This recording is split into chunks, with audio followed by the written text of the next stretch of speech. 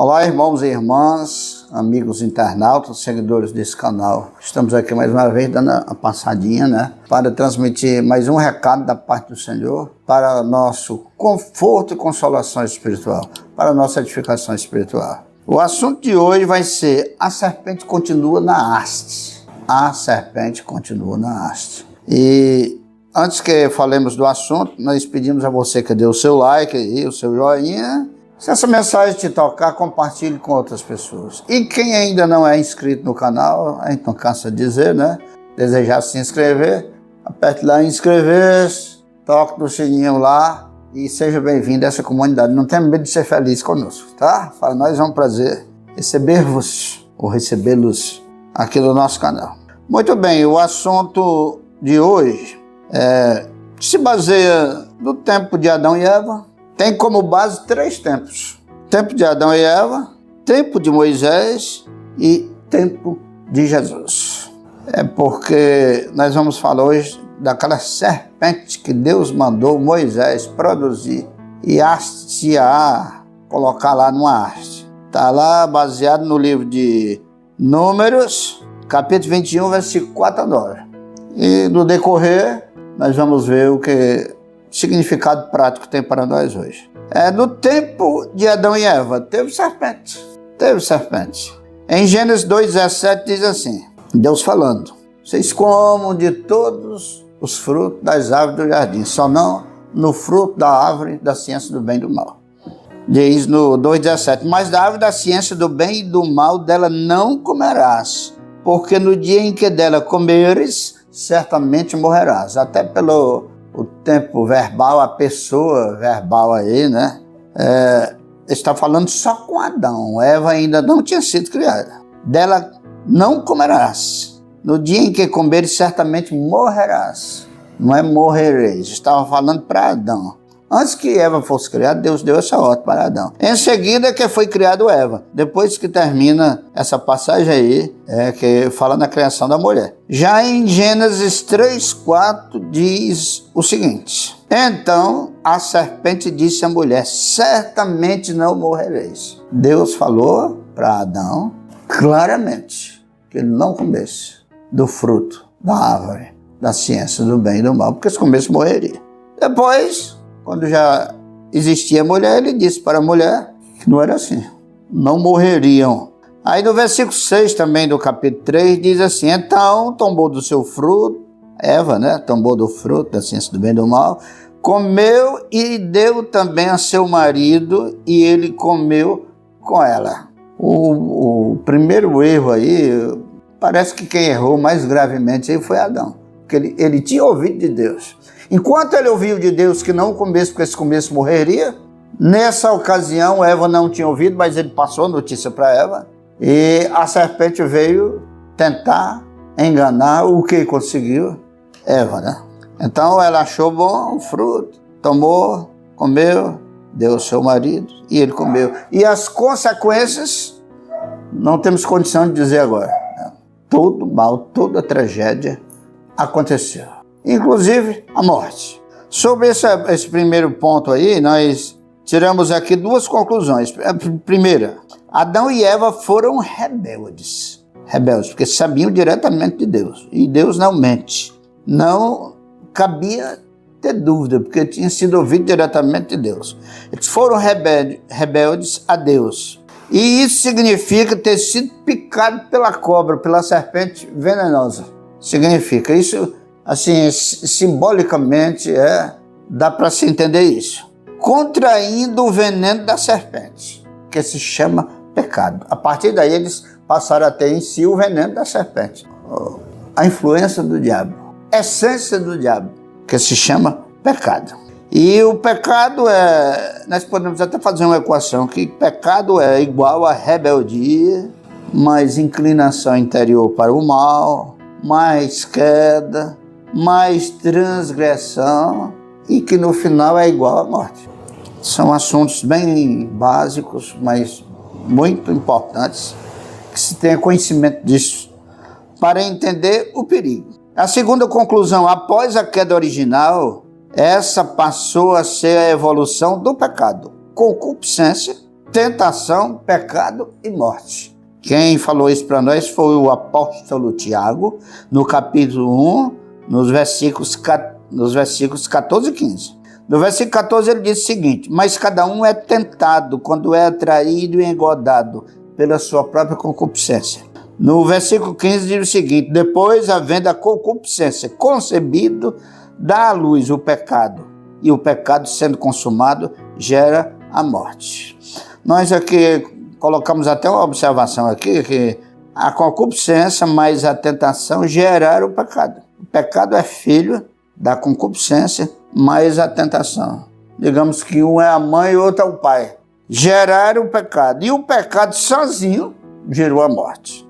São conclusões. Então está aí o papel da serpente, levando o homem ao descaminho, a errar o alvo, as tragédias, a morte, a infelicidade.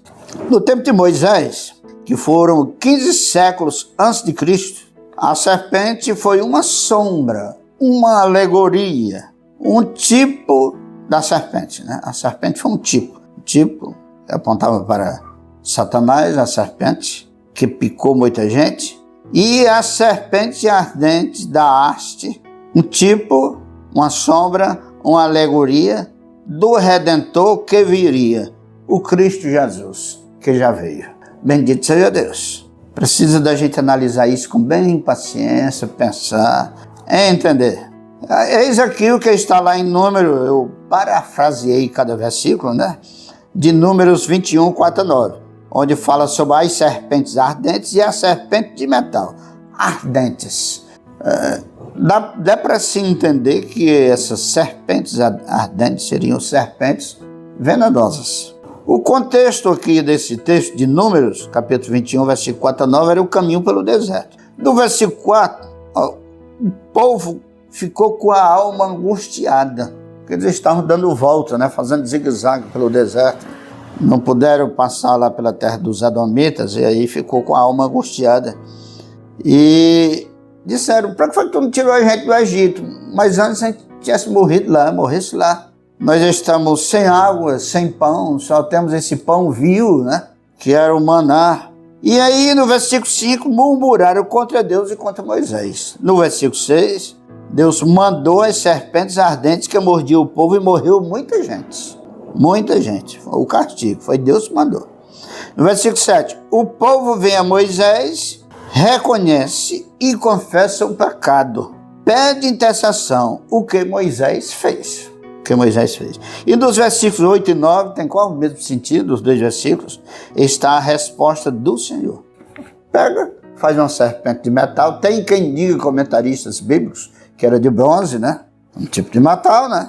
E aí está a resposta do Senhor: faz uma serpente de metal que você vai colocar numa haste, todo aquele que foi picado pelas serpentes venenosas, que ainda não tiver morrido, porque morreu muita gente, vai olhar para a serpente que está na haste de metal e ficará vivo. Interessante que aí é a resposta de Deus. Eu já me adianto, não vou me envergonhar de me adiantar agora, não. A resposta de Deus. Porque a resposta de Deus foi representada 1500 anos antes da plena resposta de Deus, foi representada por uma serpente na haste. E ali era o Cristo do Calvário, era o Cristo da paixão, o Cristo do sacrifício expiatório. Todo aquele que olhar para ele fica vivo, ou viverá, ou não morrerá, ou será curado. Será curado, bendito seja o Senhor. Eu aqui tive a felicidade de Deus me lembrar que no versículo 8 e 9 está a resposta de Deus, quando Moisés intercede a favor do povo que estava sendo picados pelas serpentes venenosas e morrendo, né? A resposta de Deus. Jesus é tão a resposta de Deus que lá em João 3,16 começa assim: porque Deus amou o mundo de tal maneira. Geralmente a palavra porque ela faz parte do começo de uma resposta, a palavra porque emendada. Quando alguém pergunta por que isso separado, por de quê? Então, porque Deus amou o mundo, na resposta, de tal maneira. Bendito seja o Senhor. E no tempo de Jesus, que foram 15 séculos depois, né? A sombra, a alegoria, o tipo de Jesus que estava na serpente, vem à realidade. Jesus resgata o estado de Adão e de Eva caídos, e ali representando todos os homens, como também resgata o povo da aliança. Porque quem estava ali com Moisés? O povo da aliança. Jesus fez referência ao tempo de Moisés. Mas com certeza ele resgatou também o estado caído de Adão e Eva, que representava o estado de todos os homens. Aí então Jesus, fazendo esses resgates, né? Ele diz em João 3,14: como Moisés levantou a serpente no deserto, assim importa que o Filho do Homem também seja levantado. Seja levantado. Lá no tempo de Adão e Eva não foi levantado serpente, ficou só o veneno. No tempo de Moisés já veio a sombra, a alegoria, o tipo, a serpente de metal. E no tempo de Jesus veio, chegada a plenitude do tempo, também veio a plena realidade. Além da plenitude do tempo, veio a plena realidade do que era que o ser humano agora, não só os primórdios, não só o povo da aliança, mas todo ser humano e de todos os tempos precisava de um Cristo levantado na cruz para a nossa cura espiritual. Bastando olhar para Ele, crer nele, vendo-o como Ele é e quem Ele é, para a nossa cura interior. Eu me alegro com isso, irmãos, e sou edificado com isso. E ainda completa os versículos 15 e 16, ele diz: para que todo aquele que nele creia não pereça, mas tenha a vida eterna. Não pereça, não morra a morte eterna, mas tenha a vida eterna. Todo aquele que nele creia. Agora, como, que fé, que tipo de fé? Como olhar para Jesus nos faz sermos salvos? De repente, um grande crucifixo aqui, com a imagem de Cristo, é olhar para aquilo ali e já está salvo, é só olhar. Olhar, se emocionar, é só isso que significa? Não, é muito mais ainda. Talvez até isso seja importante, porque desperta compreensão, desperta sentimento, pode despertar. Como olhar para Jesus nos faz sermos salvos? Primeiro, nós temos aqui 4 pontos, viu? 4 pontos. Primeiro, olhar para Jesus faz com que sejamos salvos, crendo que Ele é o prometido chegado. Só se olhar com essa compreensão e com essa fé, que Ele é o prometido chegado. O prometido quando? Desde a queda de Adão e Eva, desde a queda do homem. Porém, inimizade entre ti e a mulher, e entre a tua descendência, a descendência da mulher, ela lhe ferirá, tu ferirás o calcanhar, dizia para a serpente. Mas essa mulher te esmagará a cabeça. Então, crendo que Ele é o prometido chegado, que tomou sobre si os nossos pecados. Isso não é só baseado em argumento humano, não. Está lá em Isaías 53:4. Ele tomou o nosso pecado sobre si e levou para a cruz. Bendito seja o Senhor. O segundo ponto. Crendo que levando sobre si as nossas culpas, Ele tirou os nossos pecados, se assim o cremos. Se assim o cremos, que Ele levando sobre si as nossas culpas, tirou os nossos pecados, se assim o cremos, olhar para Jesus faz sermos salvos. E em João 1:29 diz, fundamenta isso aqui. Jesus ia passando e João disse: eis aí o Cordeiro de Deus, eis aquele que tira o pecado do mundo. Não só tirou, não só tirará, tira no tempo da eternidade. Bendito seja o Senhor. Crendo que é suficiente o seu sacrifício por nós. É preciso de crer que o sacrifício é suficiente. Está lá em Hebreus 9:13, 14, né? Se o sangue de bode, de cabra, se a cinza deles em sacrifício é capaz de tirar os nossos pecados, imagine o sangue do Cordeiro Imaculado que por nós morreu na cruz. Então é suficiente. E o quarto ponto, crendo que estando nós nele, recebemos uma nova vida. É preciso de chegar a esse ponto. Crer que estando nele se recebe uma nova vida. E receber essa nova vida. Crer e receber. Segundo aos Coríntios 5:17. Todo aquele que está em Cristo, nova criatura é. Porque também não é só compreender, não é só abrir a boca e dizer que crê, não é só sentir, mas é concretizar esse fato da nova criatura. Porque na verdade fazer a nova criatura é voltar ao estado original de Adão e Eva antes do pecado. Eu não digo não só um estado igual, mas superior. Porque tudo o que Deus faz uma segunda vez, Ele faz melhor. E isso é em Cristo Jesus. Bendito seja o Senhor. Você já olhou de verdade para a serpente na haste? Esse é o apelo de hoje, é o questionamento de hoje. Já olhou de verdade para a serpente na haste, que significa o Calvário? Jesus crucificado por você, você já olhou? Então nós aconselhamos que olhe para a serpente na haste. Ou seja, o Calvário, Jesus crucificado com essa fé aqui dos 4 pontos. E para terminar, eu digo que está lá em Isaías capítulo 55, versículo 6.